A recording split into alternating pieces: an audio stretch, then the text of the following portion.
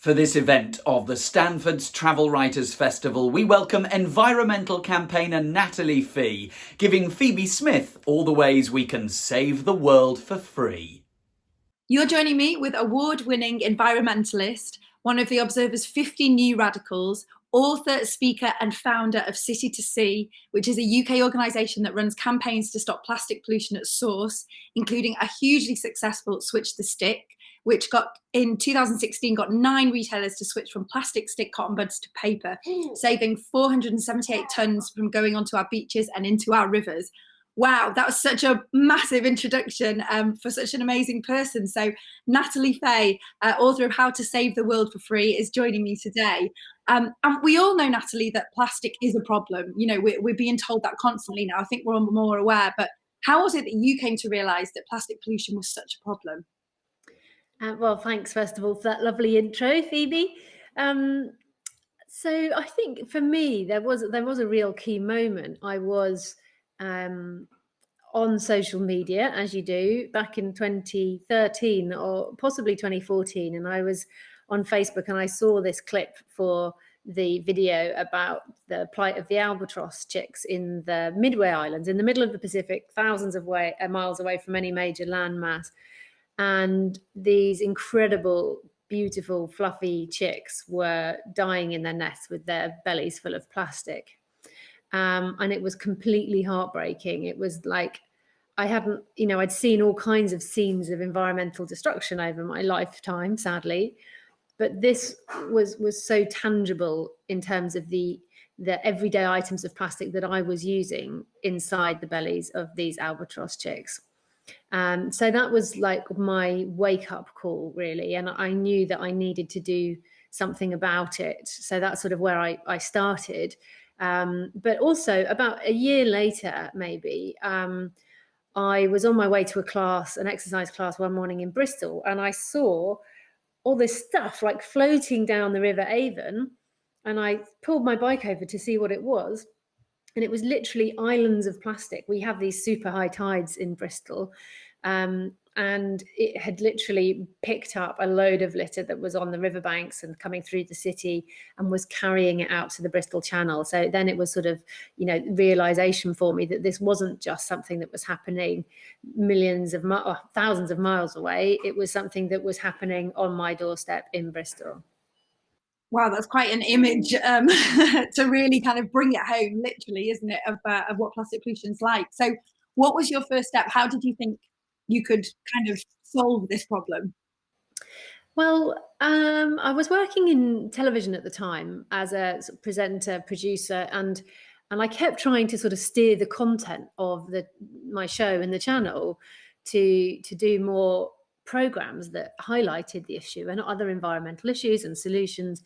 But even in 2014, 2015, television companies, and the one I was working for in particular, were very wary about doing anything environmental. So I got frustrated with that and decided to try and do it myself. So weirdly, I started with a music video. I dabble in music from time to time, and I thought, I know, a music video will solve the problem and save the world from plastic pollution, which funnily enough it didn't, but it did get me on my way to sort of raising money and raising awareness, and I still created a good music video, but yeah, it didn't have the impact I wanted it to have. So that's what led me to start up City to Sea.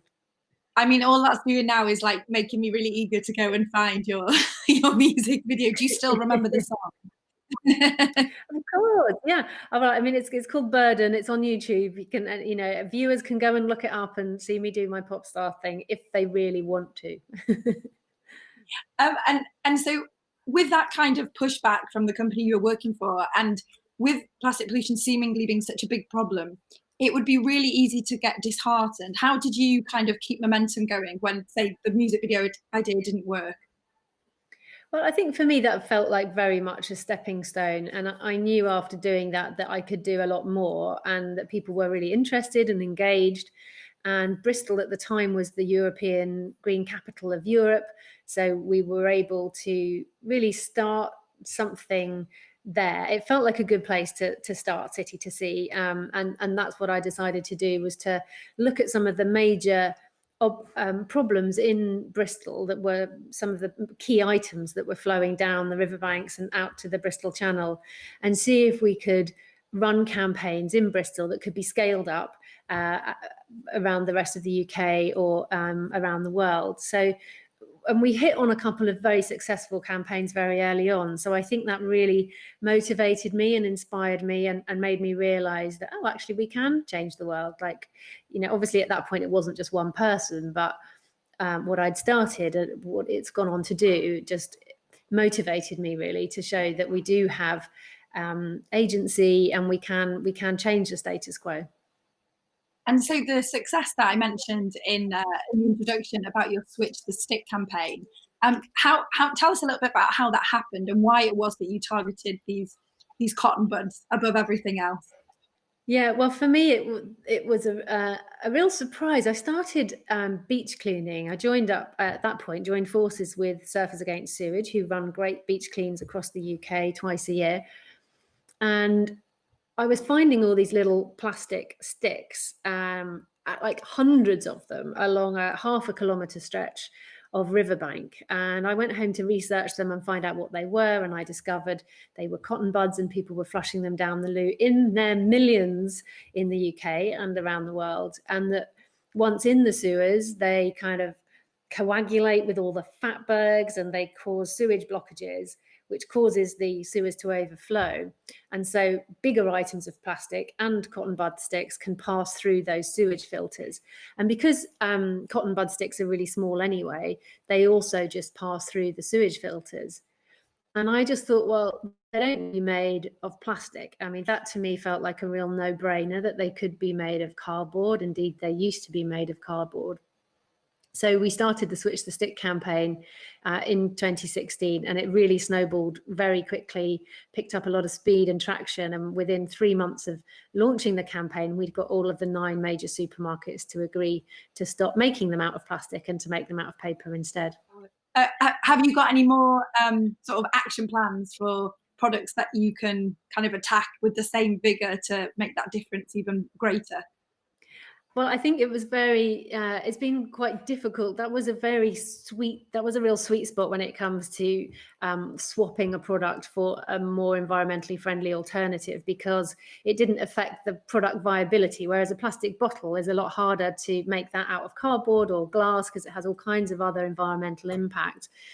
So we developed the refill campaign and have been running that since 2015, and that encourages people to go to shops and cafes and fill up their water bottles for free. And it's also, we've worked with Network Rail and Heathrow and got lots more water fountains installed so that people are less reliant on plastic water bottles. And we developed an app as well, which helps people find water. And now that's expanded to help people find sort of zero waste shops and where they can refill their lunchbox and get a discount.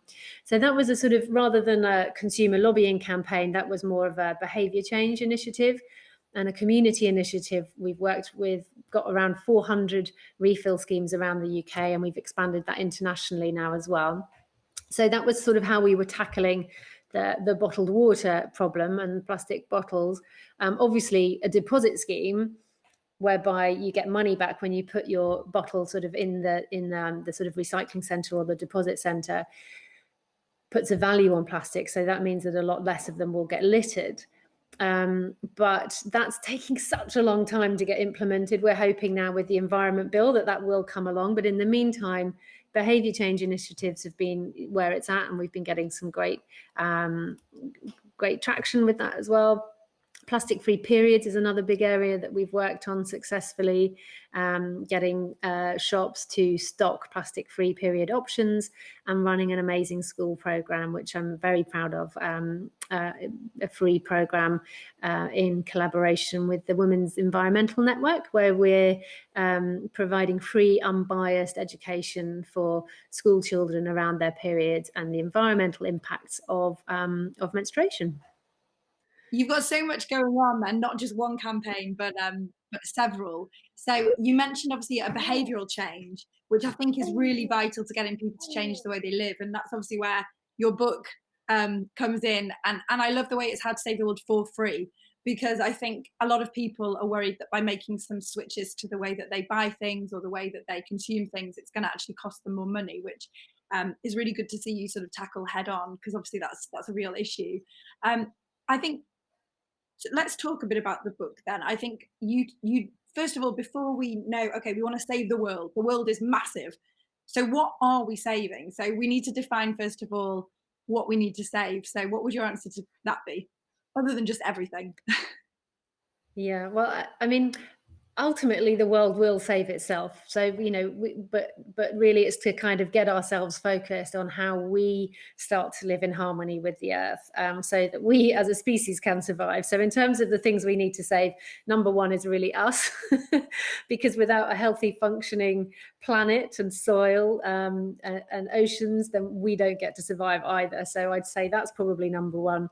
In the first sort of fifth of the book, I look at the 7 things we need to save, humans being one of it, but I look at forests, rivers and seas, our ice caps, the climate, biodiversity, and I really dive into those issues. And it was a really difficult section to write because I'd been focused on plastic pollution for 4 years, and felt very switched on to that. But for the book, obviously, I needed to research and really get familiar with everything else that was going wrong in the world. So that was a really difficult journey for me personally to go through. But what I wanted to do with that part of the book was really like cover those bases and give people a really short but deep and upfront and quite sort of realistic look at how bad things are, before then kind of taking readers by the hand and then devoting the remaining 4/5 of the book to solutions and what we can do throughout the different areas of our lives to make a difference. So yeah, it took me about, I would say, 6 weeks to recover just from the writing of that first section, because I had to read a lot more than I put in the book. But yeah, it's, the reality is, we're facing mass extinction on many, many levels in terms of our biodiversity. Just in my lifetime, we've lost half the world's wildlife. And that's such a stark figure, for me to think that when I'm 80, that there'll be no wildlife left on Earth is terrifying, and something that I'm very committed to making sure doesn't happen. Well, and it's very brave to kind of dive in, like you said, to sort of highlight all those problems. But I think, like you said, it's so important because they are all connected, and it's a really good way of showing that if you save the water, say, the oceans, the rivers, that will impact the wildlife, which will impact the soil, which will impact us being able to grow food. So, like you said, you can't really skimp on any of them because we're all so interconnected with every facet. Everything what we do here affects something else. So within the book, you talk about how, then you go into the how we can change things, and you cover eating habits, drinking, travel, everyday living, banking, clothing, bathroom habits, bleeding, exercising, having sex, playing and voting. Don't worry, we're not going to give them all away here because we obviously want people to book and find out. But I thought, given as we're doing this as the Stanfords Travel Writing Festival, a good one to get into first would be travel. So of course, people like me and people like yourself know that travel is so important for not only cultural diversity and meeting people in different places, but also to fall in love with other parts of the world, to care what happens to them. So how can we be more responsible travelers and save the world and still get to travel and get the benefits from traveling? Well, I talk about so the section in the book is the how to save the world when you travel is broken up into a number of sort of bite-sized chunks. So I look at staycations, I look at traveling by bike, I look at traveling by train, I look at what to do when you are traveling by plane, sort of how often ideally to fly or not fly. And then I also talk about offsetting, and then the more responsible kind of travel and tourism. So I think within that section, my favorite part was the cycling section. And my editor actually had to sort of reined things in a bit on that, because she was like, yeah, Nat, we get it, you really love cycling and you really get the benefits of cycling. But I've been on a couple of cycling holidays to France, so sort of got the ferry over and just took the bikes on the ferry, and the whole experience of traveling by bike is completely unique and so much more rewarding than flying or driving to your destination, because you get a sense of landscape and the connection between energy and travel. Like, you have to eat a lot when you're having a cycling holiday, which is another benefit of going by bike, because you get to eat what you like and still come home fitter than when you left. But I remember at one point I was like traveling along, and there was a bee just traveling along at the same speed of me as I was cycling, and I could smell all the rich scents of summer, and there was this bee traveling along with me, and I was like, yeah, this is the way to travel. So I do talk quite a lot about that, and in terms of commuting as well, I definitely extol the virtues of commuting and by bike. I mean, as you can see, I'm still talking about traveling by bike, but yeah, that's probably my favorite part of that chapter. I love that, traveling at the speed of a bee. It's like slow travel at its absolute best. What a wonderful. And actually, person now with obviously lockdown would be the staycation. So tell us a little bit about that. I mean, why is it so good? What can you see just sort of staying close to home?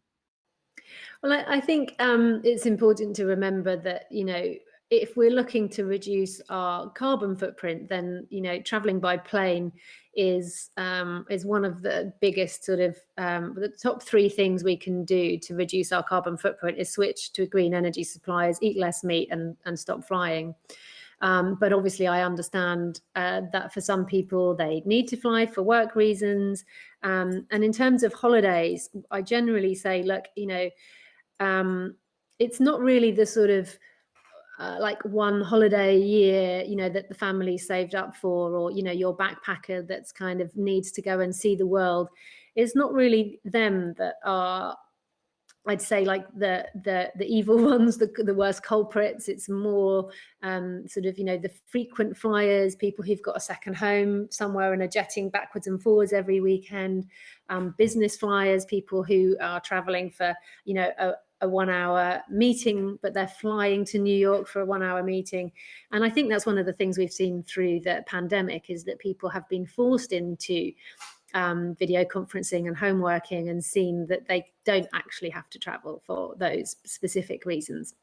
But in terms of staycations, I think being able to swap out some of your, say, longer haul flights, which in the book I say, ideally try not to do long haul more than once every 5 years, try and only do one short haul flight a year. And of course, you can just travel by train. I mean, we've got a fantastic rail network once you get into Europe. Unfortunately, in the UK, it's still prohibitively expensive to travel around the UK by train. But there are some other greener ways you can travel. You can hire an electric car, or you can get the train, or indeed you can drive there, especially if you've got a car full, then that's a more economical way to travel. Or a less carbon intensive way to travel.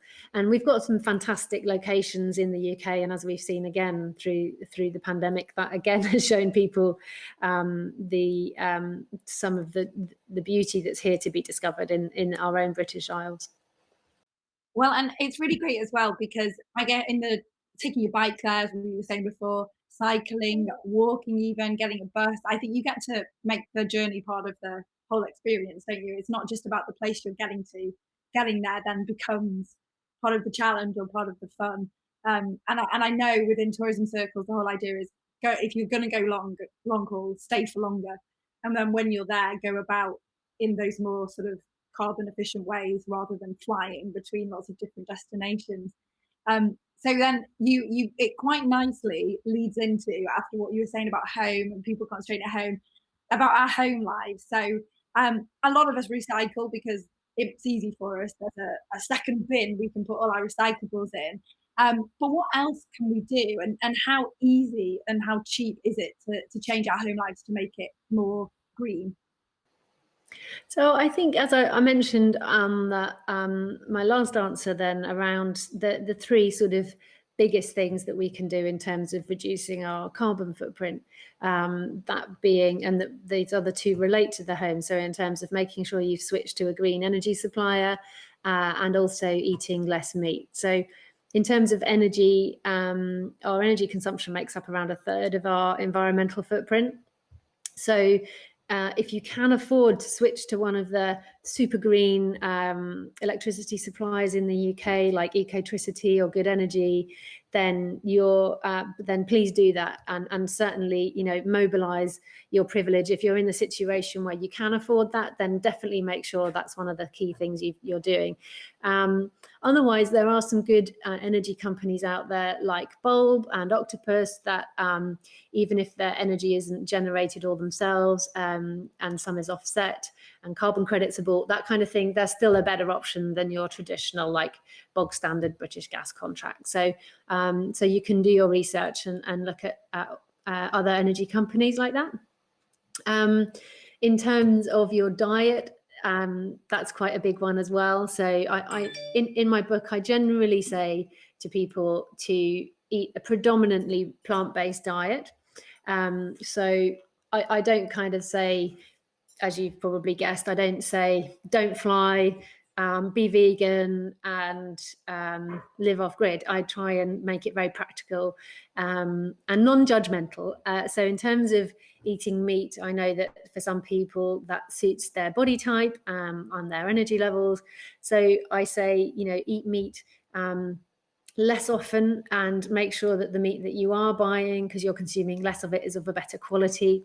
So it's organic, which protects the animals and protects the soil, and to really sort of check its provenance and to buy local if you can. So eating a predominantly plant-based diet with maybe some sort of local farmers market wild game thrown in there and some fish from time to time. I also like the way that you mentioned some very simple things, like just making sure everything's switched off at the plug to save energy, so which will actually save you money as well as help save the planet. So there's some really, really good tips in there, like you said, that are really just simple and very easy for us to do with hardly any extra effort.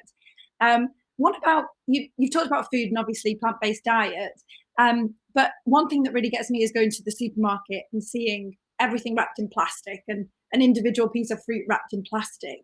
So it annoys me, but what can we do? What can we do if we see food like that? Because there are obviously the shops where you can buy things that aren't in all the packaging, but they tend to be a lot more expensive. So is there anything we can do to change things ourselves?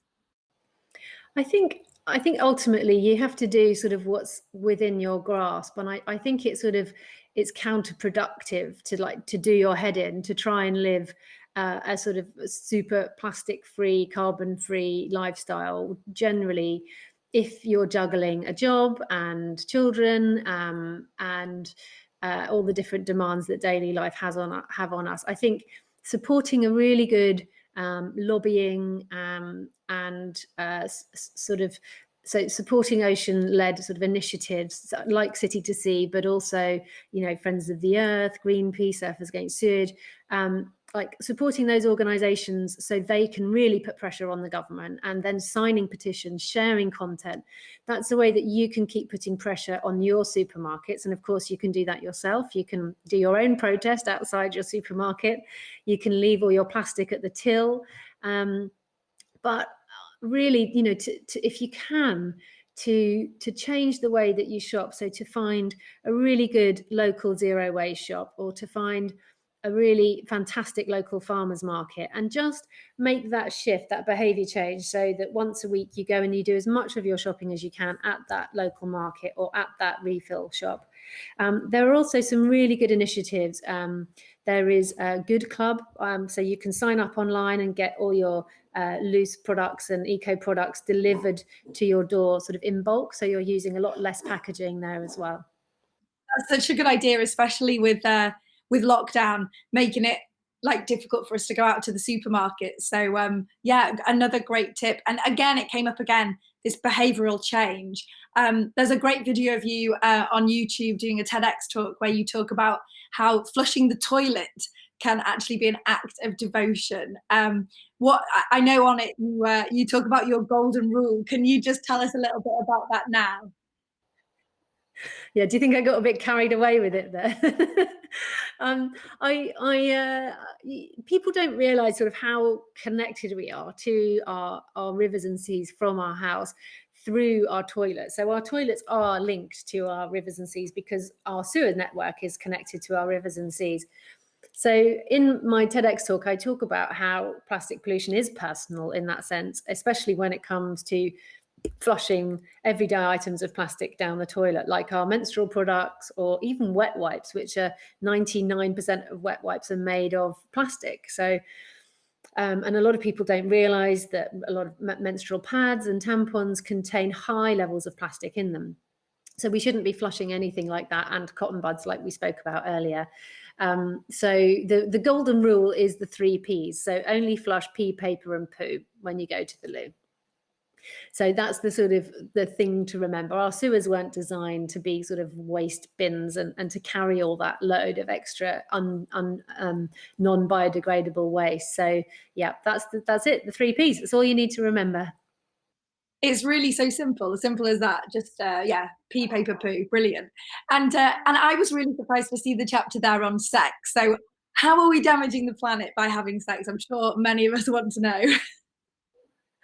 Well, I mean, cheekily, that was a way I could talk about population and birth control, because that is something that people are interested in, and I think a book about the environment does need to cover that. But generally, I do sort of explain to people that it's not that there's not enough on the planet for everyone's need. It's generally, as Gandhi said, there's not enough for everyone's greed. But I talk about birth control and different methods of birth control that use less plastic, that are more nature-based, that generate less waste. I talk about the sort of hormone disruptors through having, multi-millions of women using the pill and flushing those estrogens and those chemicals into our waterways, and the effect that has on our wildlife, marine wildlife. And I just sort of have some fun, really, sort of things like talking about different natural lubes that you can make in terms of sex toys. It's a huge industry, and no one ever talks about how you recycle or what you do with these toys when you're done with them. So that's an interesting section as well, which I must admit I did have a lot of fun writing.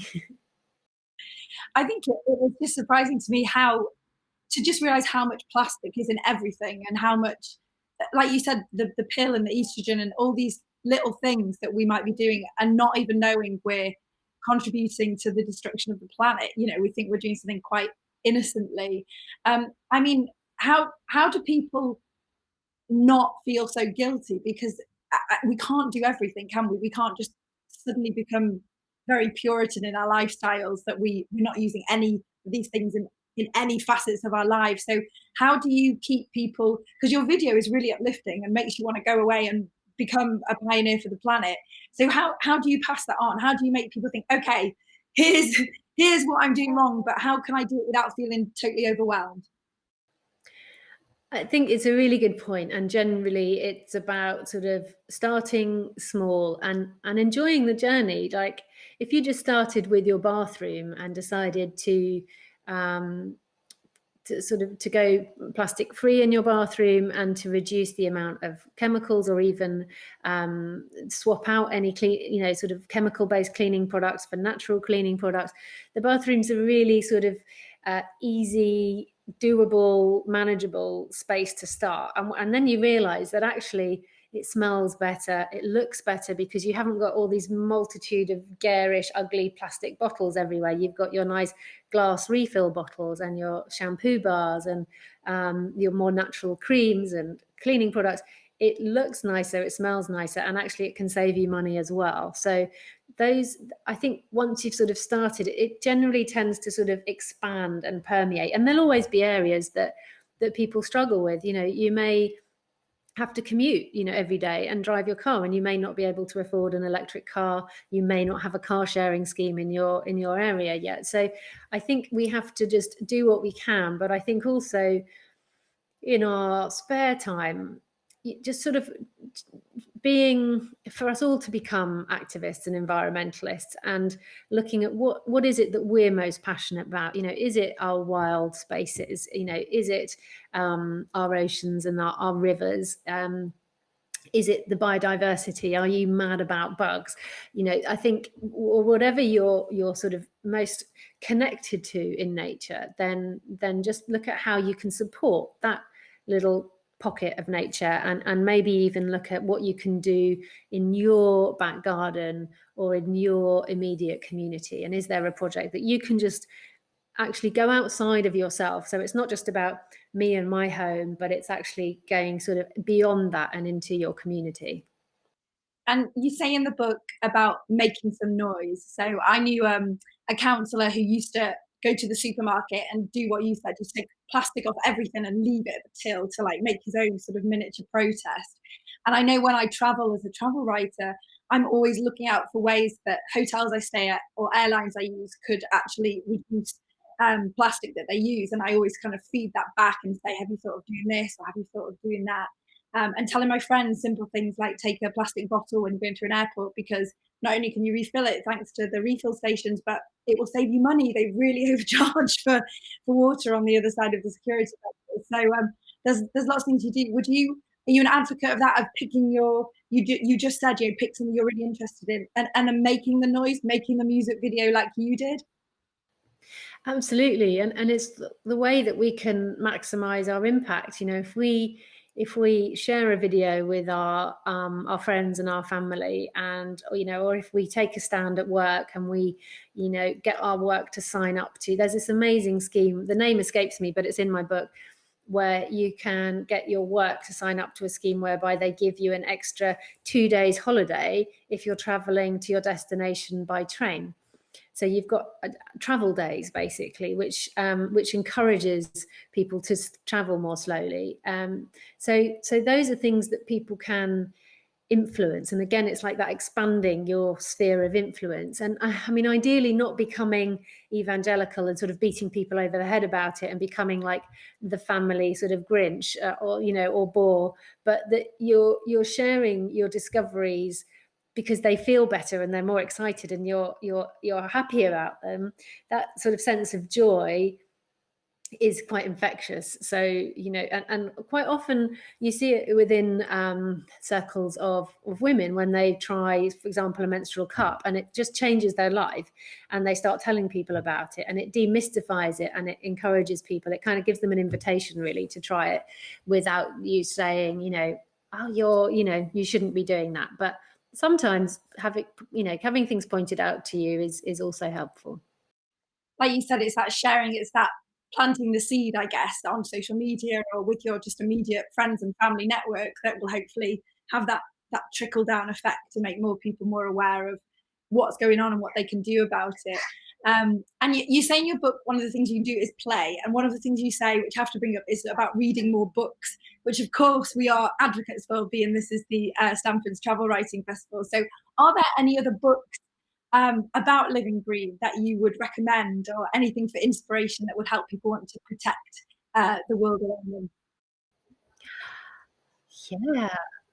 What a great question. Well, I get to read, or at least sort of scan through quite a lot of them, because I get asked to sort of do reviews and quotes and endorsements for other books. So I'd say the Sustainable-ish Living Guide by Jen Gale came out around the same time as my book. That's another very practical handbook. Jonathan Porritt's Hope in Hell is a really well put together book on sort of the situation that we're in at the moment and what we need to do next. So I'd say they are good starting points. But right now, I know it's sort of well, I'm reading Wilding by Isabella Tree. I'm a bit late to the party, but I've been meaning to read it for a while. And the sense of joy and hope and just deliciousness that I get when I'm reading that book, it's so important to balance the sort of reading about the problem, but then reading about real tangible examples of regeneration and recovery, and how quickly nature comes back when we leave it to its own devices, or maybe, you know, help it along a bit. Well, and it's interesting you say that, because of the pandemic, because of the lockdown, what we have been seeing is, certainly around my area, which is about 20 miles from central London, you know, suddenly there's more birds in my garden than ever before because there's less planes flying overhead. You know, wildlife is coming back, nature's coming back, which is really wonderful to see. So I think sometimes the message is kind of hammered home that it's too late. Would you say it is too late, or would you say we've all got time to change and we can come back from this? I think the jury's still out, but I think the important thing is that we make the most of the time that we have, and that we kind of make sure that this is that environmental justice, along with social justice, are our top priorities at the moment. And of course, the two are interconnected, but we have a very small window in which to turn things around. But I would say I'm optimistic. I mean, the UN have announced that this is the decade of ecological restoration. There's the 30-30 commitment, so the commitment that 30% of the world's oceans and land will be restored to its natural state or conservation zones by 2030. So I'm really, really hopeful about those kind of projects, and we are seeing some changes as well in terms of government policy. We've got the Environment Bill coming in, which will hopefully implement a lot of legislation around single-use plastics, certainly here, that will change things. But ultimately, we are still up against, you know, a very big petrochemical industry who are seeing a big drop in the amount of oil and gas used for powering our cars and powering our homes. So they're looking for a way to, you know, continue their business, so therefore investing a lot in plastics production and plastics infrastructure to sort of mop up the gap in the use of fossil fuels. So we can't sort of let our guard down. We have to be really mindful. But yeah, I think the time is now, and when we have the capacity to act, it's our responsibility to future generations to do whatever we can as soon as we can. And I think the timing with the book, and like you said, the chance we've all had to kind of, because of lockdown, sort of sit back, take stock and think about what we can do, I think is really, really important. Like you said, it's almost given us the pause we needed to start going, actually, what is important? When things get back to normal, what is this normal? What does it look like? So with that in mind, with the fact that you've got lots of people listening now, you've got you know, people really thinking about their footprint on the world. What is next for City to See? Is there something we should be looking out for that we can all get behind? Yes, there is actually. I mean, I think in terms of that space, this year did mean we needed to think differently, and that was the same for us at City to See as well. And we saw the huge rise in plastic production in terms of PPE, and people being sort of scared and misinformed about using reusables. So we've had a lot of we've needed to sort of be very responsive this year. But in terms of looking ahead, we are very conscious that the missing piece of the puzzle for us is that regeneration piece. And we are launching a fund in 2021 to support the smaller sort of passionate campaigners that want to do something about plastic pollution, or that want to do something around ocean regeneration, like seagrass farming, seaweed farming, and ways that really sort of sequester carbon and restore our oceans at the same time as preventing them from preventing the plastic and other forms of pollution from getting into our oceans. So that's something that we're going to be working on. We're going to be sort of soft launching that towards the end of spring. So I'm really excited about that, because I know, from having been there myself, I know how difficult grant funding can be, and I know how far a small grant can go at the beginning. So I know that we've got a lot to give back in terms of where we're at with City to See. So I'm excited for that to happen. And we'll be continuing with our refill campaign and our Rethink Periods campaign as well. And just tell us, where can people find out about these different grants then? So the best thing for people to do if they want to get in touch is to either follow us on social media. So City to Sea is on Instagram, it's on Facebook. In terms of sort of sharing our videos and things like that, Facebook's probably the best place to check in for that. Me personally, I'm also sort of sharing tips and ideas from my book. So the paperback version of How to Save the World for Free comes out towards the end of this year. So I'm excited about that. That will be out in time for Christmas, I think.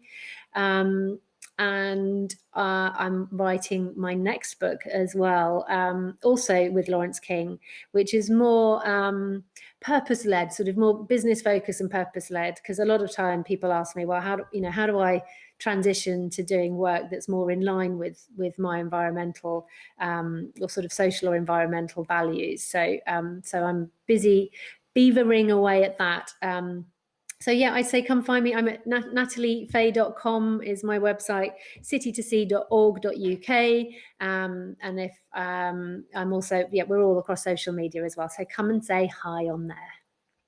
Amazing. And of course, do pick up the book now. It really is beautiful, not just in what it says, but is this biodegradable and compostable? Was the first thing I asked myself when it came. I thought it feels like it might be. So you can recycle it either by giving it to a friend or, of course, composting it as well, or just keep it for everyone your bookcase.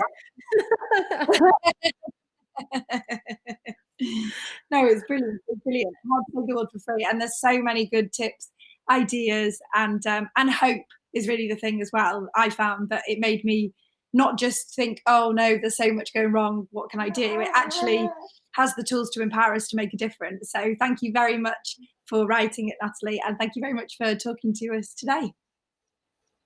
Thanks, Phoebe. Thanks for a lovely interview. Really nice to connect. Well, I bet you didn't see that coming. Everything from sex to toilets. A refreshing and optimistic take there. Thank you, Natalie, and of course, Phoebe too. I don't know about you, but I've certainly detected a change in the air's cleanliness in the past year and heard more birds and bought less tat. Well, if Natalie's fired you up to want to keep it like that, get more tips in How to Save the World for Free, available in our bookshop at stanfords.co.uk.